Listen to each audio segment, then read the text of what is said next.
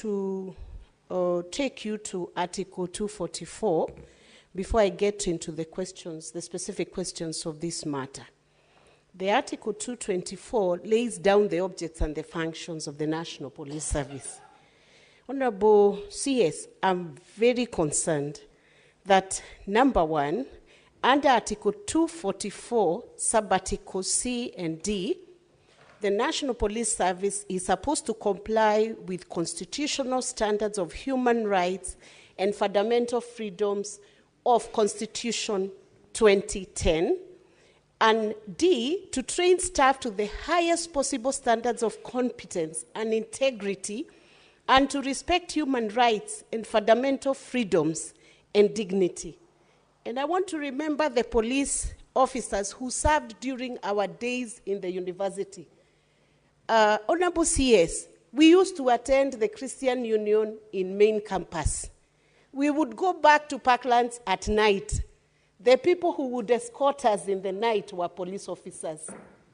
Where are the police officers upholding the constitutional standards of human rights and fundamental freedoms? And what are you doing as a means of policy to guide and help the police service to comply with Article 244 C and D? And a few years ago, there was a police reform program which was being managed by Laikipia University and maybe other universities. Is that program still on? Because I sense the police officers may not be understanding what to do with suspects when they arrest them. Are you going to revise your management strategy on how you reform the handling of suspects from the time of detection of crime, arrest, placement into custody, bail and board process, and how do you show accountability to Kenyans? What are you going to do following these very distressing incidents of Albert Ojwang losing his life in a police suspect? Until when that suspect is produced in court, how are Kenyans going to check? What document are they going to be checking?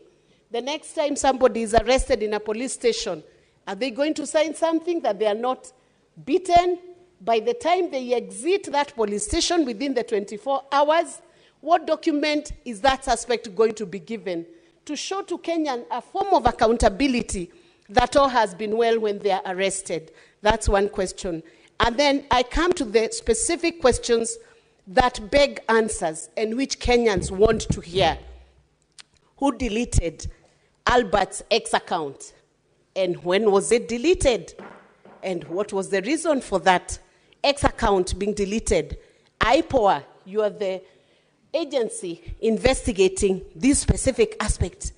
Initially, the account was being investigated for posting something against the DIG.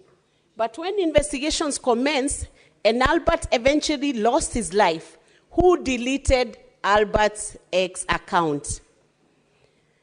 IPOA has given us a narration of evidence here that the CCTV at Central Police Station was interfered with.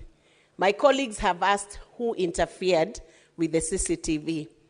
I ask the next question. Was there a backup of what was in the CCTV? There must have been a backup somewhere. Can that backup be recovered so that the incidents of what happened in that cell can be made known to Kenyans? And finally, how long will these investigations take? I know IPOA was given 7 days by DPP through a public announcement. Within the 7 days, I believe this is the second day. How long will it take for justice to be granted to the family of Albert? And I want to say finally, CS, I hope you, together with the team that you are with here, you will have the boldness, because you've done a good thing, to offer condolences to the family. And we deeply feel with the family. And this is Senate's way of saying we are deeply sorry for what has happened to this family.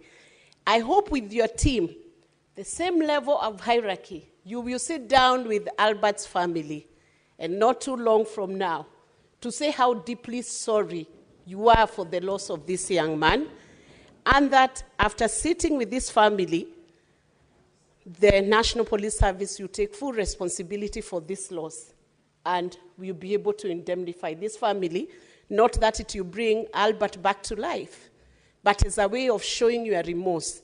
And for the police officers in all the stations, this is a different nation. When a suspect walks into your station, you must safeguard the dignity of the life of every Kenyan.